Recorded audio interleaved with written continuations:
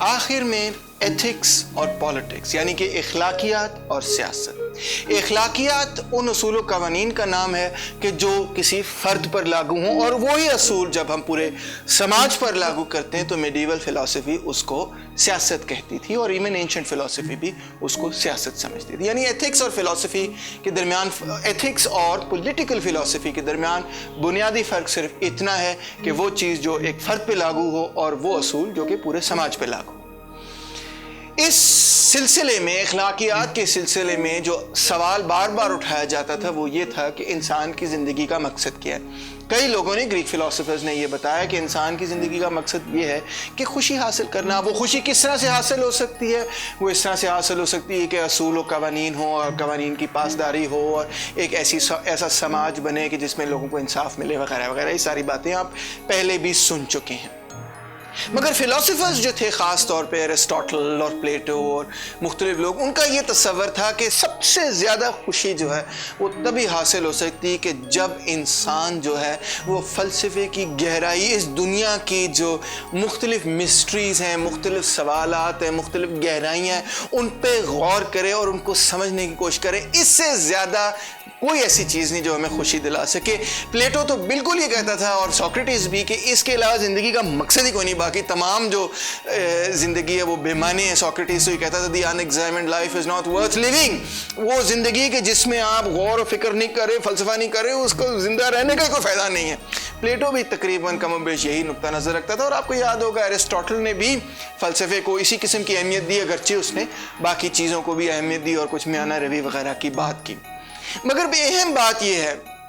کہ مسلم فلسفرز یہ کہتے تھے، وہ اس سے اگریڈ تھے. ابن سینا، ابن رشد، الفارابی، الکندی، یہ سب اس بات سے اگریڈ تھے. وہ یہ کہتے تھے کہ بالکل ایسے ہی ہے کہ جب ہم اس دنیا کی مسٹریز کو، سوالات کو سمجھنے کی کوشش کرتے ہیں، ان کو حل کرنے کی کوشش کرتے ہیں، تو اس حل کرنے کے عمل میں ہم اپنے آپ کو اس دانش کے ساتھ جوڑیں، اس ایکٹیو انٹلیکٹ کے ساتھ جوڑیں کہ جو کہ اس دنیا کو قائم کرتا ہے، جو کہ اس دنیا کو چلاتا ہے، یعنی کہ ہماری اس ارتھ کو چلاتا ہے وغیرہ وغیرہ. اور ہم ایک روحانی کام کر رہے ہیں فلسفہ کر کے، یعنی ہم سائنس بھی اگر ہم کر رہے ہیں، نیچرل فلسفی بھی کر رہے ہیں، اگر مادے کے اصول و قوانین کو سمجھنے کی کوشش بھی کر رہے ہیں، تو یہ بھی ایک روحانی عمل ہے. قرآن مجید کے اندر بھی یہ لکھا ہے، اور ہم بھی یہی، گریک فلسفی میں بھی یہ لکھا ہے، اور ہم بھی یہی سمجھتے ہیں کہ یہ عمل جو ہے، علم حاصل کرنے کا عمل جو ہے، وہ ایک روحانی کام ہے.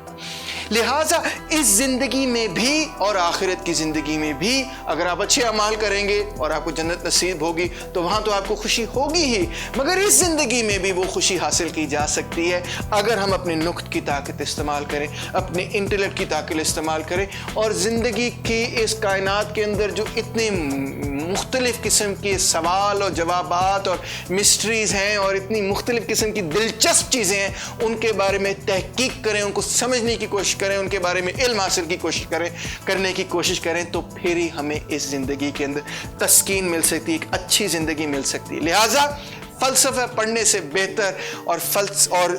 علم حاصل کرنے سے بہتر کوئی اور زندگی نہیں ہو سکتی. یہ بار بار اسلامک فلسفرز، مسلم فلسفرز نے یہ بات کہی، اور یہی بات جو ہے، ظاہری بات ہے کہ اس کا اثر یورپ کی سوچ پر بھی بڑا گہرا تھا. اور اس کے ساتھ یہ کہ وہ بندہ یا وہ فرد جو کہ فلسفے کو سمجھ سکے، وہ سماج کو اور علم رکھے، وہی جب سماج کو دوبارہ سے ٹھیک کرتا ہے،